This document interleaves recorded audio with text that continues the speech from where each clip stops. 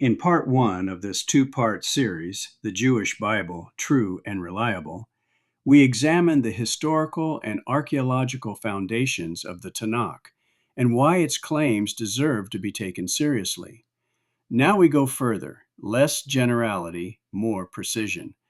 This is where specific claims go on the autopsy table. I'll examine 4 core case studies and then land the plane with an unsentimental conclusion. Genesis 1 to 11, the Exodus, the United Monarchy, and the Prophets, where the Tanakh shines brightest. Genesis 1 to 11, myth, memory, or framework. The first 11 chapters of Genesis are not modern science, and never claim to be. They are a theological cosmology written in the intellectual language of the ancient Near East. Not a copy of pagan myth, but a polemic against it. Compare Genesis to the Enuma Elish, where gods murder one another and humans are created as slave labor. Genesis presents a single transcendent source, creation by speech, and humans made in the divine image. That alone marks it as a counter-narrative, not borrowed mythology. Flood traditions appear worldwide: Mesopotamia, India, China, the Americas. Either every culture copied the same story, or there is a shared cultural memory of catastrophe. The latter is historically and psychologically more plausible. What sets Genesis apart is not spectacle, but moral meaning. Genesis is not a lab report.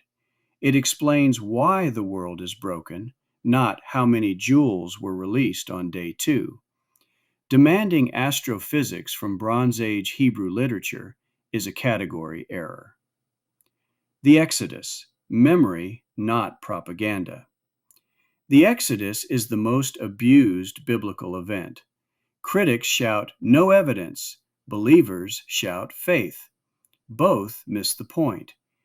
Egypt never recorded humiliating defeats. Semitic populations in Egypt are well attested. Nomadic encampments in the Sinai leave almost no archaeological trace. Egyptian loanwords, names, and cultural details in the Torah are accurate to Egypt, not later Babylon. Even Moshe's name is Egyptian. If the Exodus were invented later, it would glorify kings, center Jerusalem, and hide Israel's failures. Instead, Israel's foundational story is slavery, rebellion, and failure. That's not propaganda, that's memory.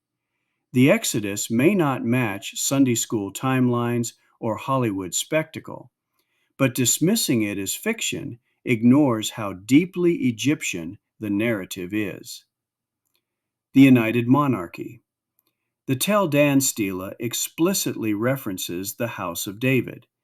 That ends the argument. David existed. Jerusalem shows expansion consistent with centralized authority, and administrative structures reflect a developing state. Was Solomon's kingdom exaggerated? Probably. Ancient kings loved to brag. But archaeology in and around the city of David continues to confirm a Davidic dynasty ruling from Jerusalem. This is how ancient history works: core facts, remembered events, and expanding interpretation. That's not fraud, it's standard historiography.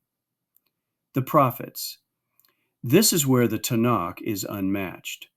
The prophets are the least self-serving literature in the ancient world. They condemn kings, undermine national arrogance, predict disaster, and explain why it is deserved, often at great personal risk. Isaiah, Jeremiah, Amos, Hosea, these are not court propagandists.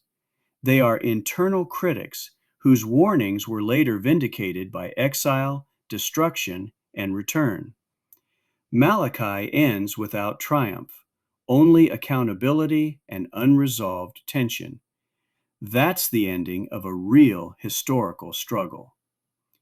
Final verdict: The Tanakh is textually stable, historically anchored, unafraid to expose its own failures, and preserves memory, law, ethics, and national identity without demanding suspension of reason.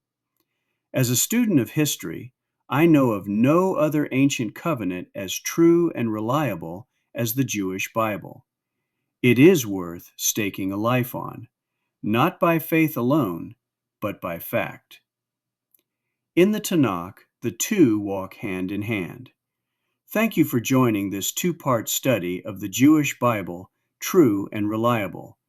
Please like, subscribe, and share. Follow me on Rumble, Locals, YouTube, Substack, and Blogger. Links below. Comments are welcome, or email me at shmu@startmail.com.